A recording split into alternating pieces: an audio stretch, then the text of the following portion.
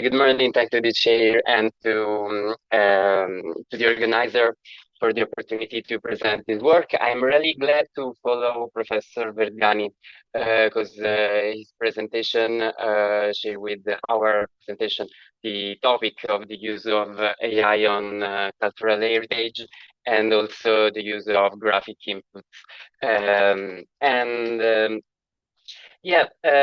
We would like to understand if we had the opportunity to use AI working on cultural heritage, having at last the impression of maintaining a control on the results. Happens really often, as also Professor Verdiani said, that we have to deal with images generated by AI, and often without realizing it. But it seems to me that the academic environment, in particular in regard with cultural heritage, is in a certain sense immune or at last more resistant to the charm of these kind of images, because just a dissonant detail is enough to end enchantment. So we decided to make some tests and watch out what happens. Okay. Some word about the case study. Really quickly, the Church of St. Peter in L'Aquila, it's an 8th century old church. So its history is as long as the one of the city that has been founded in 1254. As the history of the city, the one of the church has been characterized by earthquakes that with their destruction and following reconstruction has created a really stratified heritage. But the Church of St. Peter suffered another kind of destruction in addition to the others. In fact, there was a kind of so-called restoration during the 70s that led to a quite completely destruction of the authentic church that was replaced by a kind of manifesto of the idea of a medieval church. The idea was that scratching away the Baroque skin, the original medieval appearance could come to light. Indeed, they just destroyed an authentic building, finding under that just some traces.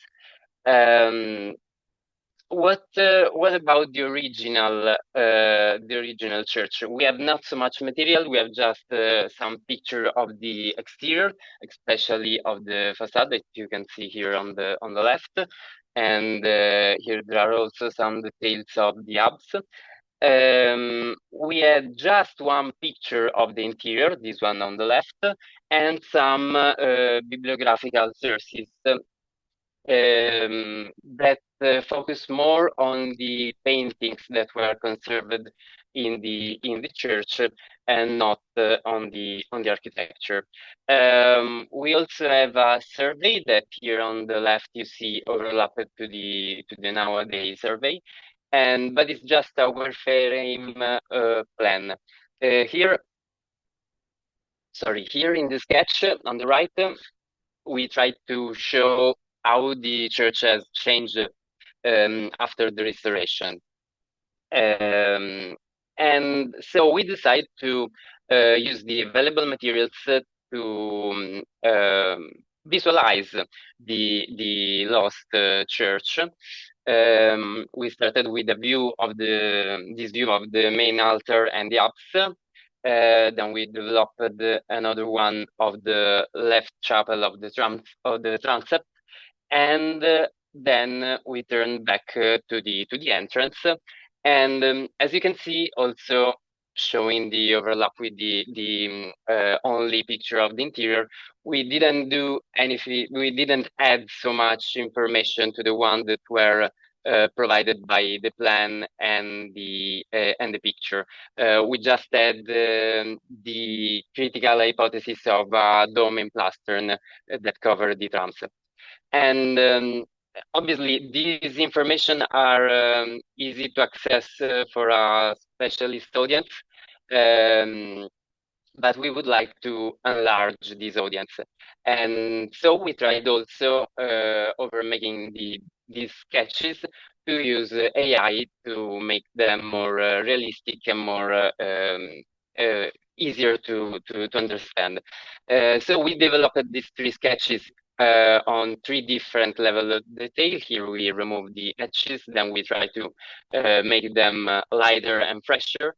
And we use these sketches as input on some AI platforms. At first we discovered that a lot of tools that allow graphic inputs are indeed trained just on contemporary architecture and on or specific use as interior design or things like or commercial use. Anyway, this is the first test with Viso ID, but what we doesn't like was that the control of the image was really weak on this platform. So I would like to underline that the textual prompt is always the same. We simply adjust the graphic input and we have different results. Then we switch to Prom AI. The results start to be more interesting, maybe too much interesting. We see how the increase of the tail lead to an not wanted exceeding of the tails, and but we started to understand that the geometry fidelity was quite good using simpler sketches in input. And the other interesting thing is that reducing the level of the tail in the input sketch, there was less opportunity for the AI to create more details. This platform has some toolbars that allow to force the AI to respect the input geometry, and other tools for set the level of creativity that you allow. And finally, we simply add the materials indeed. But this result is stable. I mean, in every time we use a more detailed sketch, we add worse results. Instead, using easier and simpler sketches, the results were better and more close to our idea. This is the third sketch, the one of the left chapel of the transept, and we see how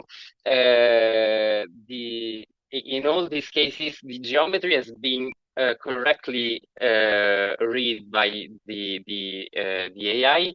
For example, we see we saw before some cases where the columns became changed section and became circular. Instead, in using Prom AI, usually just here in the center, there was a great mistakes, but indeed generally was quite correct, the translation of and the we can say the understanding of the image. And so here we can see how the relationship between the picture, the only original picture, the sketch, and a result of the AI generated images.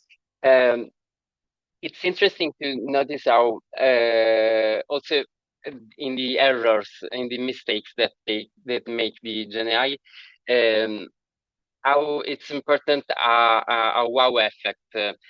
How always try to place a source of light in order to make a more puzzles effect, and also how the AI try to add details in order to make a more credible image.